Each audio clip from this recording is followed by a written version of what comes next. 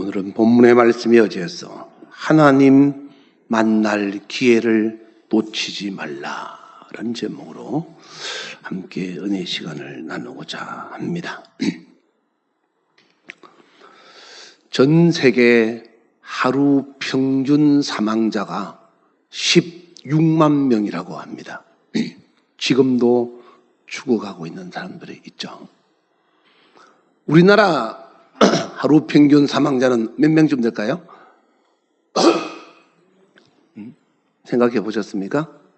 여러분 주변에는 죽는 사람이 없어서 생각이 별로 없나 본데, 우리나라의 하루 평균 사망자는 약 1000명이라고 합니다. 굉장히 많이 죽죠. 반은 그 중에 50%는 질병으로 죽고, 질병 중에서도 암이 50%고, 그 다음에 혈관과 심장, 그리고 기타 질병으로 그렇게 50%가 죽고, 나머지 50%는 각종 사고로 인해서 죽는다고 합니다. 그러니까 여러분이 사고 나지 않고, 물론 아픈 사람들은 그렇게 없겠지만은 사고 나지 않고 죽지 않는 것도 하나님의 은혜다라는 거죠. 근데 문제는 우리가 그렇게 죽음을 피해도 언젠가는 히브리서 9장 27절 말씀처럼 정해진 하나님의 법에 의해서 죽어야 한다는 거죠. 분명한 것은 저와 여러분도 그 1000명 안에 들어가야 되고, 그리고 죽음으로 끝나는 것이 아니라 성경은 요한계시록 20장 12절을 보시면 하나님 앞에서 죽음 후에 반드시 심판이 있다라고 말씀하고 있습니다. 여러분은 어떤 모습으로 주님 앞에 갈 것 같습니까? 오래 건강하게 살다가 노안으로 돌아가시면 좋겠죠, 그죠? 사고 나지 않고 어떤 불미스러운 일이 발생하지 않도록 항상 기도하면서 건강하게 하나님 앞에 갈 수 있기를 축원합니다. 다만 우리가 어떤 방법으로 간에 하나님 앞에 가야 하는데, 하나님은 크게 두 가지 속성을 가지고 있죠. 오랫동안 참으시면서 우리를 살리고자 하는 사랑을 가지고 있으시고, 또 하나는 만드신 모든 것을 하나님께서 심판하신 날이 있다라는 거죠. 근데 이제 사람들은 하나님 이러면 사랑이라는 것에만 집중하고 관심을 가지고 심판에 대한 것은 그렇게 관심을 갖고 있지 않습니다. 사람들이 하나님께서 반드시 내 인생을 심판하신다는 것을 안다면 내가 심판받을 일은 피해가면서 살아가야 되겠죠. 그래서 다시 말해서 지옥 갈 일을 내가 포기하고 안 하면 자동으로 그 사람은 천국 갈 수 있겠죠. 천국과 지옥은 딱 두 가지로 정해져 있지 중간은 없다 이 말이에요. 천국을 못 가는 사람은 지옥을 가고, 지옥을 가는 심판을 피하는 사람은 천국에 들어갈 수가 있다. 그래서 우리는 신앙생활의 목적이 하나님 앞에서 심판받지 않고 영원한 사랑으로 그 하나님을 만나서 영원히 천국에서 사는 것이 신앙생활의 목적이지, 이 땅에서 잘 먹고 잘 살고 아픈 사람이 또 병 낫고 죽어가는 사람이 살아나고, 그거는 일시적인 것이다라는 거죠. 그러므로 영원한 하나님과의 좋은 만남을 여러분 인생의 순간의 즐거움 때문에 포기하지 않기를 주의 이름으로 축원합니다.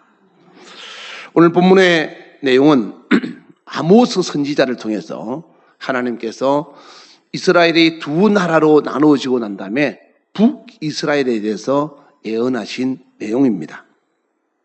이 아모스 선지자는 원래 농부였는데 하나님께서 어느 날 그를 불러서 하나님의 주신 축복을 하나님 앞에서 사치와 낭비, 그리고 도덕적인 부패와 종교적인 형식적인 종교 생활 등으로 말미암아서 하나님께 점점 멀어져 가고 있는 이스라엘 민족을 향하여 이 아모스 선지자를 통해서 경고하고 있는 겁니다.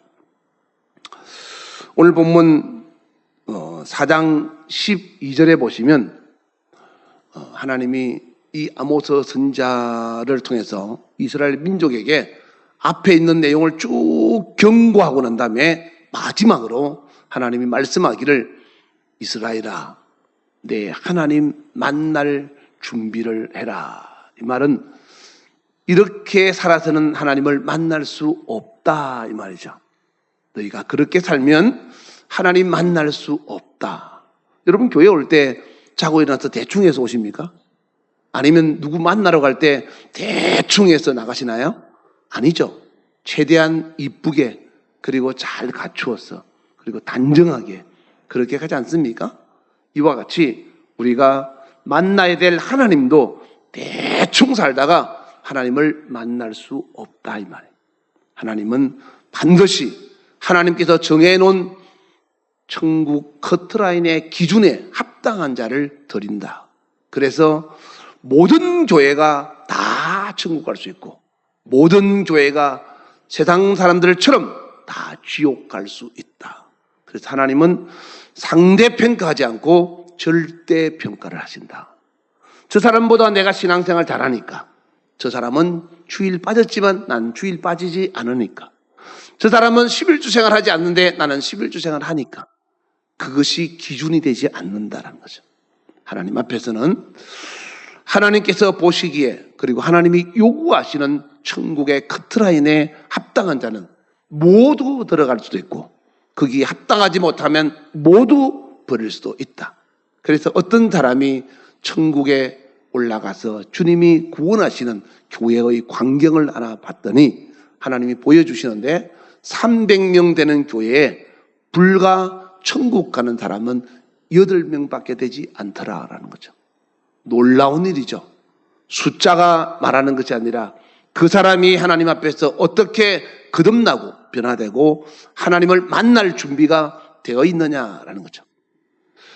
여러분은 각자의 나이가 다 달라서 누가 먼저 가야 될지 보통 생각하면서 저 사람은 나보다 나이 많으니까 나보다 먼저 하나님을 만나겠네라고 생각하지만 은행 가서 여러분이 업무 볼 때 나이 많다고 먼저 해주나요?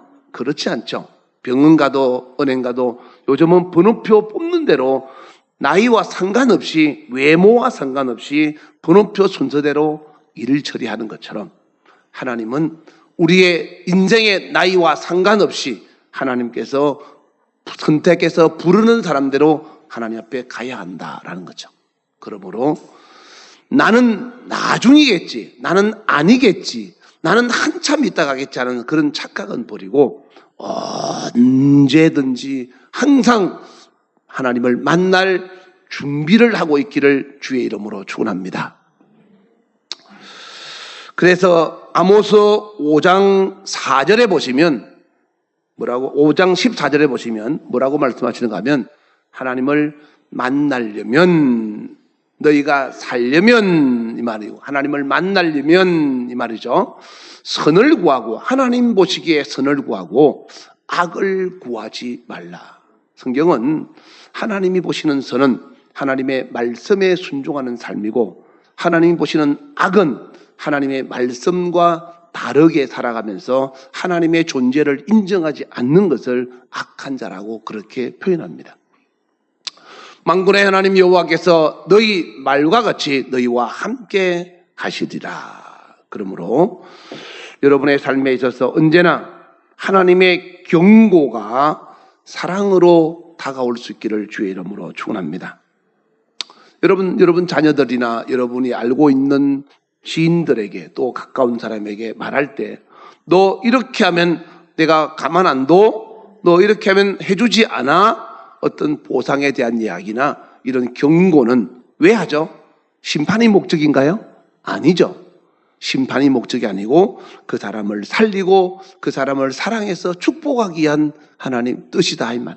이와 같이 하나님의 경고도 하나님이 하시고자 하는 심판이 목적이 아니라 하나님께서 주시고자 하는 축복이 목적이다라는 거죠. 그래서 오늘 본문의 이스라엘에 대한 내용이 바로 그 내용인 겁니다. 하나님은 이스라엘 백성에 대해서 유례없는 엄청난 축복을 주셨죠. 그래서 그들의 부유와 그들의 삶의 풍성함은 이루 말할 수 없는 축복을 받았습니다. 그러면 어떻게 할까요? 이제 그것 가지고 하나님을 멀어지게 살아가면 안 되겠죠. 그런데 하나님께 받은 축복을 가지고 하나님을 점점 잃어가고 하나님과 멀어져 가고 있는 이스라엘 민족을 향하여 하나님께서 오늘 본문 아모스 4장 6절부터 다시 말씀하시기 보겠습니다. 또 누가? 내가. 말씀을 가만히 자주 보면 전부 내가 이렇게 하고 있어요. 내가가 누구죠? 하나님이죠. 하나님이 아모스 선지자를 통해서 말씀하고 있는 겁니다. 너희들이 내가 준 축복을 가지고 나를 멀리함으로 이제는 너희의 준 축복을 내가 다시 거두겠다 이 말이에요. 양식을 풍성히 주서나 그 양식으로 말미암아 내게서 멀어져 가므로 내가 너희에게 준 양식을 이제는 거두어서 곡식을 추수할 수 없게 만들겠다. 그랬는데도 불구하고 너희는 내게로 돌아오지 아니하였다. 7절, 8절 보시면 그래서 하나님이 이번에는 기근으로 가물게 만들고 그리고 농사지을 물과 심지어는 마실 물조차도 없도록 비를 거두겠다. 비를 내려주지 않겠다. 8절에도 동일한 말씀이죠. 그럼에도 불구하고 8절 하반절에 보시면 너희가 내게로 돌아오지 아니하였느니라. 이 말씀이 계속 반복되어 있어요. 성경 말씀에 오늘 본문에 보면 내가라는 주어와 그리고 그래도 너희가 내게로 돌아오지 아니하였느니라 라는 말이 계속 반복된다는 것을 자꾸 염두에 두시면서 보시면 좋을 것 같아요. 그리고 9절에 보시면 이제는 곡식을 마르게 해서 재앙과 깐부기 재앙으로 너희가 열심히 농사를 지어도 그것을 수확할 수 없도록 만들겠다. 다시 말해서 헛수고를 경험하게 하겠다. 그랬음에도 불구하고 너희는 내게로 돌아오지 않았다. 또 10절에 보시면 이번에는 전염병으로 내가 너희에게 청년들을 죽게 만들고 여러 가지 악한 일로 말미암아 고통을 당하게 하겠으나 그래도 불구하고 너희는 내게로 돌아오지 아니하였다. 11절 그래서 하나님이 마지막 수단으로 소돔과 고모라 성같이 각 성읍을 멸하고 파괴하고 이거 왜 파괴해야 될까요? 그 당시에 지진이나 각종 재난으로 말미암아 무너지게 만들었다 이 말. 그래도 불구하고 하나님 앞에 그들은 어떻게 했다? 돌아오지 않았다. 그래서 하나님이 오늘 본문에 너희는 내게로 돌아와라. 나를 만날 준비를 해라. 근데 이 아모스 선지서가 호세아 선지서보다 뒤에 있죠. 근데 원래는 아모스 선지자가 앞에 있어요.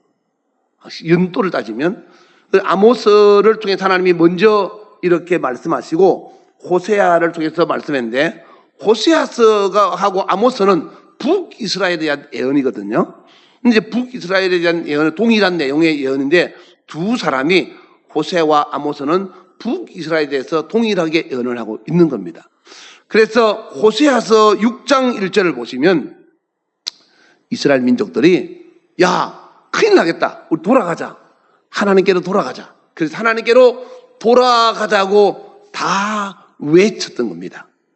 근데 문제는 호세아 선지자가 돌아가자고 했지만 말로만 돌아가는 거지 그들의 삶은 하나님 앞에서 돌아가지 않았다라는 거죠. 하나님 없는 것처럼 살았다라는 거죠. 여러분들이 나 하나님 믿을래, 나 예수 믿고 교회 다니겠습니다 라고 했지만 세상의 것을 버리지 못하고 여전히 세상 살던 삶과 동일하게 살아가고 있다면 그 사람은 교회는 나오지만 하나님의 사람은 아니다라는 거죠. 하나님이 원하는 사람은 아니다.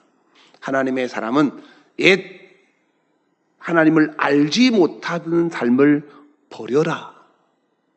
새 옷을 샀으면 헌 옷을 버려야 새 옷을 입을 수 있는데 헌 옷 위에다가 새 옷을 입는다면 여러분 어떻게 될까요? 헌 신발 위에 새 신발을 신을 수 있나요? 없습니다.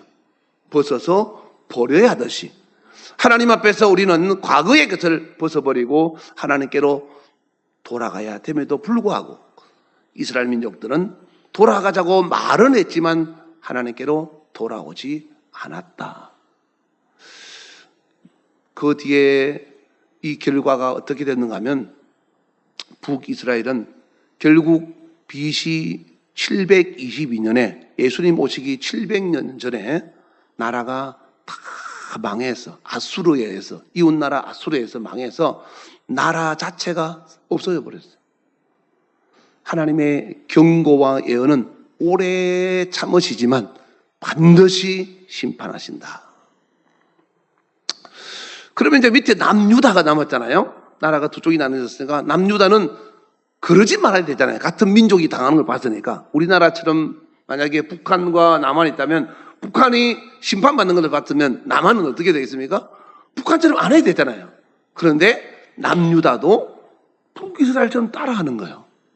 그 성경에 보니까 오홀라와 오홀리바라고 비유를 들어서 하나님이 에스겔 선지자를 통해서 언니와 동생 비유를 들은 거예요. 언니가 하는 짓을 동생이 보고 저러면 안 되는데 하고 안 해야 되는데 동생이 언니가 하는 것처럼 그대로 하는 거예요. 그럼 부모는 어떻게 하겠습니까? 언니를 혼을 냈으면 동생도 혼내야 되잖아요. 남유다가 북이스라엘 보면서 우리는 그러지 말아야 되지 하면서 따라하더라는 거죠. 그래서 150년 뒤에 정확하게 말하면 136년 뒤에 BC 586년에 남유다도 동일하게 망한 겁니다. 남유다 사람들에게 하나님께서 너희가 이스라엘 민족들처럼 내게로 돌아오라 라고 했더니 말라기 선지자를 통해서 말라기 3장 7절에 보시면 이런 말씀이 있어요. 만군의 여호와가 이르노라 너희 조상의 날부터 너희가 나의 규례를 떠나서 지키지 아니하였도다. 그런즉 내게로 돌아오라. 그러면 나도 너희에게로 돌아가리라 했더니 너희가 이러기를 우리가 어떻게 하여야 돌아갑니까? 라고 물어봤어요. 그랬더니 8절에 너희가 어찌 하나님의 것을 도둑질하느냐 이 도둑놈아. 그리고 그 도둑질한 것이 뭐냐라고 했더니 하나님 앞에서 얻은 소득에 대한 11조와 하나님께 바치겠다고 했던 서원한 봉헌물들을 다 하나님 앞에서 도둑질을 했다 이 말이에요. 9절에 보시면 너희 온 나라가 나의 것을 도둑질하였으므로 너희가 저주를 받았느니라 라고 했어요. 하나님이 왜 말씀하실 때 너희가 신앙생활 잘하고 율법의 삶으로 돌아오면 된다라고 했을 텐데 왜 돈 이야기를 먼저 했을까요? 예수님이 이 땅에 오셔서 마태복음 6장 24절에 이런 말씀하셨어요. 한 사람이 두 주인을 섬기지 못하리니 라고 말씀하시면서 이 주인을 위해서는 저 주인을 버려야 되고 저 주인을 섬기려면 이 주인을 버려야 되는데 그것이 바로 재물이다, 물질이다. 인간에게 가장 약한 것이 여러분 돈입니다. 그래서 요한 웨슬러는 감리교의 창시자 요한 웨슬러는 그런 이야기를 했어요. 사람이 신앙생활을 하기 위해서 첫 번째 거듭남은 호주머니가 거듭나야 된다. 물질이 초월을 해야 된다. 물질을 초월해야 된다라고 이야기했어요. 사랑하는 여러분, 여러분은 돈이 하나님보다 더 크십니까? 돈이 하나님보다 더 중요하십니까? 아니면 하나님이 돈보다 더 중요하고 더 소중합니까?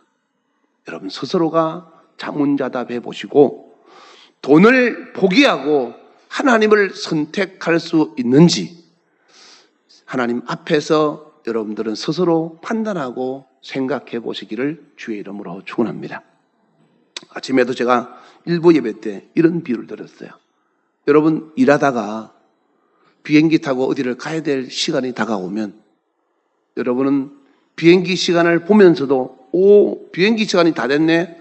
하던 일이니까 마저 하고 가야지. 그러면서 그 일을 하고 비행기 시간을 놓칩니까? 아니면 하던 일을 포기하고 하나님 비행기를 타러 가십니까?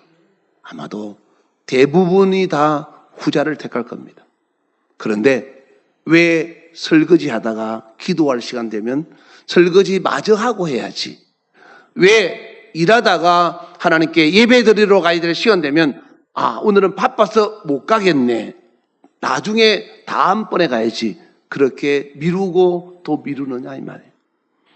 과연 여러분의 삶에서 여러분은 하나님이 여러분 인생의 주인이고 여러분이 하나님을 더 소중히 여기는지 스스로가 판단하고 자문자답해서 하나님이 여러분 인생의 정말로 주인 될 수 있기를 주의 이름으로 축원합니다. 이런 이스라엘의 역사를 성경은 왜 기록하고 있느냐? 사실 기록할 필요가 없죠. 이스라엘의 역사니까. 우리는 대한민국 사람인데 왜 기록해야 됩니까?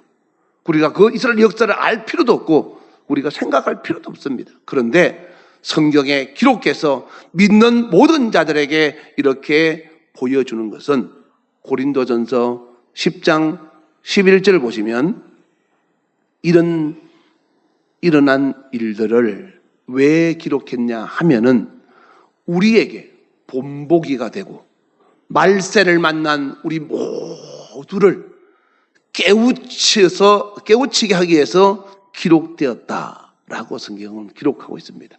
다시 말해서 이 이스라엘 역사의 사건을 여러분들은 남의 일로 보지 말고 내 일로 보라 이 말이에요. 그래서 같은 일을 반복하지 않기를 주의 이름으로 축원합니다. 하나님 말씀을 자주 듣고 알면서도 여러분들이 미룬다면 반드시 후회한 날이 옵니다. 잠언 29장 1절에 보시면 자주 책망을 받으면서도 목이 굳은 사람은 갑자기 패망을 당하고 피하지 못하리라. 저는 이 말씀을 제 가장 가까운 어머니를 통해서 봤습니다.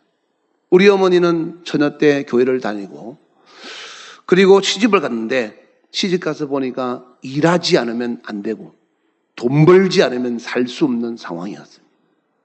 저도 그 환경을 보고 자랐습니다. 하루 벌어서 한 끼를 먹어야 되고 또 하루 벌어서 그 다음 끼니를 떼어가면서 그렇게 살았습니다. 어머니, 교회는 놓치면 안 됩니다.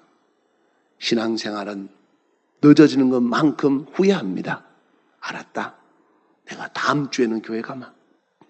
그 다음 주가 되면 교회 갈 수 있을까요? 못 갑니다. 그 다음 주 되니까 또 바쁜 일이 또 생기는 거죠. 또 일이 없지는 않는다 이 말이에요. 그러다가 어느 날 주일날 평일날 시장에 갔다가 집에 돌아와서 거실에 섰다가 쓰러졌는데 그대로 심장마비로 돌아가셨습니다. 얼마나 안타깝겠습니까? 어제 저녁에 통화했는데 오늘 아침에 너희 어머니가 돌아가셨다라고 연락이 왔습니다. 하나님이 이런 말씀하셨습니다. 기도 가운데 말씀하시는 하나님의 음성은 그 딸은 불구덩이에 있느니라. 너는 어찌하여 그를 구원하지 못하였느냐. 내 아비를 위하여 기도하라 라고 했어요.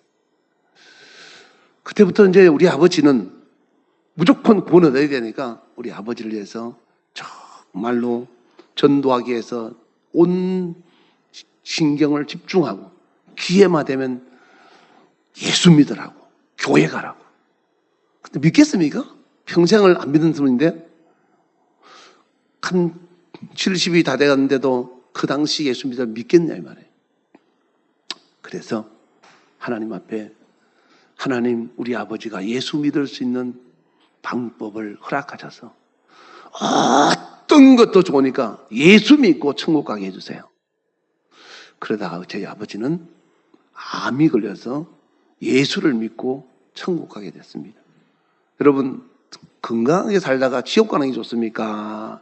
암이 걸려서라도 천국 가는 게 좋습니까? 당연히 여러분들이야 입으로는 암이 걸려서 천국 가는 게 좋겠다 그러죠. 그러나 같은 값이면 건강하게 천국 가는 게 훨씬 더 좋지 않겠습니까?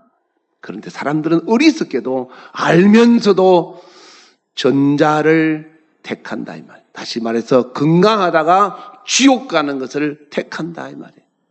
건강하니까 놀러 가고, 건강하니까 바쁘게 일하고, 건강하니까 하나님 앞에서 주님 만나는 것을 미룬다 이 말.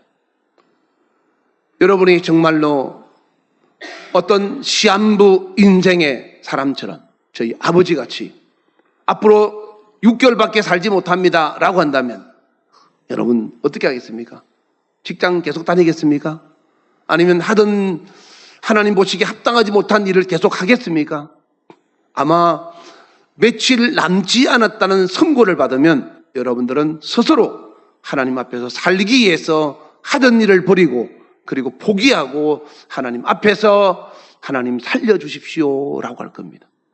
그런데 그 시한부 인생이 병든 사람뿐 아니라 건강한 저와 여러분도 시한부 인생이라는 사실을 아셔야 합니다. 우리 모두는 생명, 목숨이 무한한 것이 아니고 마치 시장에서 사는 물건들처럼 유통기한이 있습니다. 그래서 모세는 시편 90편을 통해서 너희가 남은 날수를 계수해보라고 했습니다. 계수. 내가 얼마나 더 살까? 내가 얼마나 더 오래 있다가 주님을 만날 수 있을까? 남은 날수를 헤아려 보라 라고 합니다. 제가 저희 집 아내하고 둘이서 40년 가까이 살았습니다. 올해 빨리 결혼해서 40년 가까이 사는데 우리 두 사람은 둘 다 부모님을 일찍이 여의었습니다. 그래서 우리는 부모들보다는 오래 살고 있습니다. 그래서 둘이 그런 이야기를 합니다. 부모들보다는 오래 살았으니까 이제는 가도 그렇게 큰 문제는 없을 것 같다. 그러려면 가는 것이 문제가 아니고 문제는 내가 이 세상을 떠나서 가면 하나님을 만나야 되는데 그 하나님을 만나기 위해서 내가 가지고 있는 땅에 있는 것을 하나씩 하나씩 버리고 놓아야 될 때가 온 것 같다. 내가 놓지 못하고 내가 버리지 못하면 나중에 주님 만났을 때 하나님 앞에서 우리는 하나님이 나를 모른다 그러면 너 그것 때문에 나를 버렸잖아. 너 그 일 때문에 나를 외면했잖아. 베드로가 목숨이 두려워서 3번씩이나 예수님을 부인했던 것처럼 그래서 예수님이 베드로를 다시 만났을 때 3번씩이나 네가 나를 사랑하느냐고 물어봤던 것처럼 오늘 하나님은 저와 여러분에게 아무개야 네가 나를 사랑하느냐라고 물어본다면 여러분은 뭐라고 대답하시겠습니까?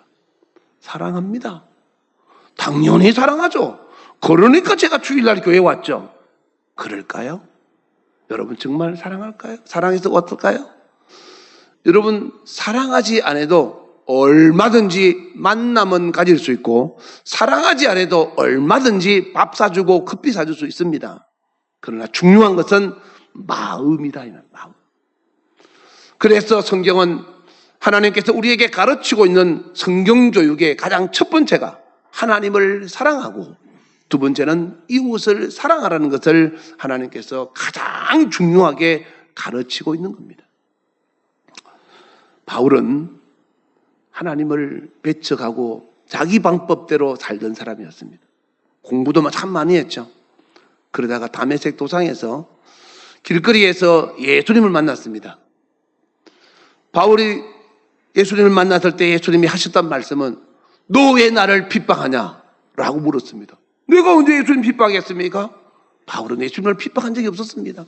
자기 방법대로 자기가 배운 대로 율법을 지켜가면서 그리고 배운 학식대로 그렇게 정직하고 멋지게 산다고 살았습니다. 그런데 하나님은 바울이 하는 그 방법이 틀렸다는 겁니다. 그래서 예수님이 바울을 보고 핍박한다고 말씀하신 겁니다. 바울이 자기의 삶의 방향이 틀렸다는 것을 깨닫고 하나님 앞에서 말씀에 따라서 주님이 요구하시는 대로 삶의 방향을 바꾸어서 갈라디아서 2장 20절 말씀처럼 나는 이제 죽었다. 그리고 내가 다시 사는 것은 내가 사는 것이 아니고 내 속에 사는 예수 그리스도로 말미암아 산다고 그렇게 고백하면서 살아가는 가운데 닥치는 환난과 고난은 이루 말할 수가 없었습니다. 그러나 고린도후서 12장 7절과 9절에 보시면 바울은 자신의 고통과 고난과 아픔이 하나님 앞에서 오히려 하나님의 능력이 떠나지 않고 하나님의 사랑이 머물게 하기 위한 하나님의 뜻이라는 것을 알고 그 아픔과 고난과 고통을 오히려 기쁘게 받아들였다 이 말이에요. 우리는 가지고 있던 돈이 없어지거나 사업이 망하거나 육체가 건강했다 아프면 하나님 나 버렸나? 하나님이 나에게 이럴 수 있나? 따지고 묻습니다. 제가 제 아내와 한 40년 살았다 그랬죠? 부부가 안 싸우고 살 수 있을까요? 아마 그건 쉽지 않을 겁니다. 남들은 저희 부부를 보고 인고 부부다라고 말할지 모르겠습니다. 그런데 참 보이지 않게 큰 싸움은 아니더라도 옥신각신 다투기도 하고 그럽니다. 근데 제가 어느 날 아내한테 이런 이야기를 했습니다. 여보, 나는 당신한테 내가 원하는 것을 요구하지 않을게. 그런데 당신이 나에게 요구하는 것은 내가 다 들어줄게. 다만 예수 안에서. 그러면 싸울 수 있을까요? 안 싸울까요? 싸울 일이 없죠. 나는 당신한테 요구하지 않고 당신은 나한테 요구하는 건 내가 다 들어준다는데 무슨 싸움이 되겠습니까? 그 내가 얼마나 더 살지 모르지만 이제 남은 삶을 정말 좋은 추억을 만드는 행복한 삶이 되었으면 좋겠다 이런 마음을 가지고 제가 아내한테 그런 말을 했습니다. 그리고 제가 하나님께 기도하면서 그렇지, 우리가 하나님과 마찰이 생기는 이유는 내가 하나님께 내가 원하는 것을 요구하는 거예요. 하나님이 우리에게 좋은 것을 요구하시고, 그런데 나는 하나님 앞에서 하나님이 요구하는 대로 살지 못하면서 나는 하나님 앞에 내가 원하는 것을 요구하고 바라는 거예요. 그러니까 서로가 마찰이 되니까 하나님과 관계가 좋을 수가 없죠. 믿어봐도 소용없네. 기도해도 소용없고 헌금해도 소용없네. 그런 마음이 들게 되는 거예요. 여러분이 하나님과 좋은 관계가 되려면 제가 제 아내에게 했던 말처럼 하나님과의 관계에서 여러분은 하나님 앞에 요구하지 마시기 바랍니다. 다만 여러분 필요한 것은 기도할 수 있겠죠? 그런데 예수님처럼 그러나 내 원대로 하지 마옵시고 아버지의 뜻대로 되기를 원하나이다 라고 했던 것처럼 하나님께 기도는 하겠죠. 그러나 하나님 보시기에 이것이 내게 필요하지 않고 내게 있어서 이것이 악이 되고 내가 하나님과 멀어지는 것이 됐다면 하나님 이것이 안 되기를 원합니다. 하나님의 뜻대로 되기를 원합니다 라고 하나님께 맡기라 이 말이에요. 다만 하나님께서 내게 요구하는 것은 내가 전심을 다해서 들어주려고 몸부림치고 노력해보라. 그러면 하나님과 좋은 관계가 안 될 수가 없어요. 이스라엘 민족이 홍해를 건너고 그리고 요단강을 건널 때 하나님은 요단강을 건널 때 홍해는 갈라져서 맨 땅을 건너갔으니까 누구나 다 갈 수 있겠죠. 근데 홍해는 그렇게 했지만 요단강은 강물이 흐르는데 그 무거운 벅개를 메고 400kg가 넘는 벅개를 메고 제사장부터 들어가라고 했다 이 말이에요. 그러면 어떻게 요구해야 될까요? 하나님 다리를 놔주세요. 건널 수 있는 배를 주세요. 하나님 홍해를 건널 때처럼 강이 말라지게 해주세요. 그렇게 해야 되지 맞지 않나요? 그런데 이스라엘 민족은 그렇게 요구하지 않고 우리는 하나님께 요구하지 않겠습니다. 하나님께서 원하시는 대로 우리는 저 강물이 흐르는 요단강을 들어가겠습니다 라고 하나님 앞에서 그 요단강 강물 속으로 들어갔더니 흐르던 강물이 멈추더라라는 거죠. 이와 같이 여러분이 하나님 앞에서 여러분이 요구하는 것보다 하나님이 말씀하시는 것에 귀를 기울이고 순종하면 반드시 하나님은 여러분에게 눈으로 보지 못하고 귀로 듣지 못하고 마음으로 생각하지 못한 것을 주신다고 고린도전서 2장 10절에 말씀하고 있다 이 말, 9절에 말씀하고 있다 이 말. 사랑하는 여러분, 하나님을 사랑하십니까? 사랑하면 여러분이 하나님께 원하는 것을 여러분 원하는 대로 달라고 하지 말고 구하기는 하되 하나님의 뜻에 맡기고 항상 하나님은 나에게 가장 좋은 것을 주신다는 믿음 안에서 하나님이 나에게 원하는 것이 무엇인가를 잘 생각해서 기도하고 고쳐야 될 거 고치고 버려야 될 거 버려서 하나님께서 원하시는 그런 삶으로 거듭나면 하나님은 반드시 이스라엘 민족에 주던 축복, 하나님이 약속하셨던 영생 반드시 여러분에게 허락하실 겁니다. 그러므로 오늘 이 아모스 선지자를 통해서 이스라엘 민족에게 하셨던 이 말씀을 동일하게 나에게도 하고 있다고 여러분이 가만히 생각해 보시기 바랍니다.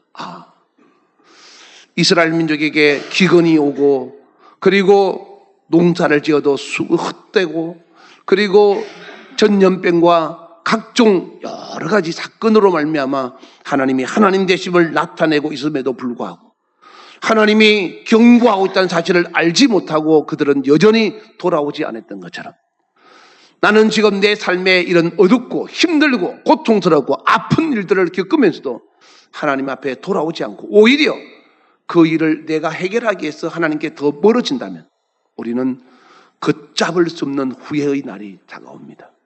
그러므로 하나님의 경고를 무시하지 말고 모든 만물을 통치하고 다스리는 하나님 앞에서 하나님께로 돌이켜서 하나님과 함께하는 멋진 믿음의 삶이 되어서 하나님이 여러분을 책임지시고 여러분의 영원한 생명을 여러분의 삶에 주시는 그런 하나님을 만날 수 있기를 주의 이름으로 축원합니다. 이 시간 기도할 때 하나님이 나를 향한 인내가 끝나기 전에 내가 하나님께로 돌아가기를 원합니다. 내가 고치고 바꿔야 될 것, 내가 버리고 하나님을 찾아야 될 것이 무엇인지를 결단하여 하나님께서 언제든지 나를 부르시면 그 하나님을 만날 준비를 하기를 원합니다. 주님, 오늘이라도 내 생명은 끝이 날 수 있고 그리고 나의 내일은 아무도 알 수 없습니다. 오직 주님만 아시기에 그 주님 앞에서 내 모습을 돌아보며 하나님 앞에 나의 삶을 온전히 의탁하기를 원합니다. 주여 나와 함께 하시고 내가 주님을 버리지 않도록 주님 도와주시되 주님도 오늘 성가대 찬양처럼 내 손을 놓지 마시고 붙잡아 주시옵소서. 우리 주여 부르고 간절한 마음으로 기도하겠습니다. 주여, 지금은 우리 주 예수 그리스도의 은혜와 하나님 아버지의 놀랍고도 지극하신 사랑과 성령님의 교통 역사 충만하심이 오늘 말씀을 듣고 언제든지 하나님 만날 준비가 되어서 주님 부르시면 기쁨으로 달려가리라고 마음에 결심하고 다짐하고 돌아가는 모든 자들 머리 위에 이제부터 영원토록 주 예수의 평강과 축복이 함께 있을지어다.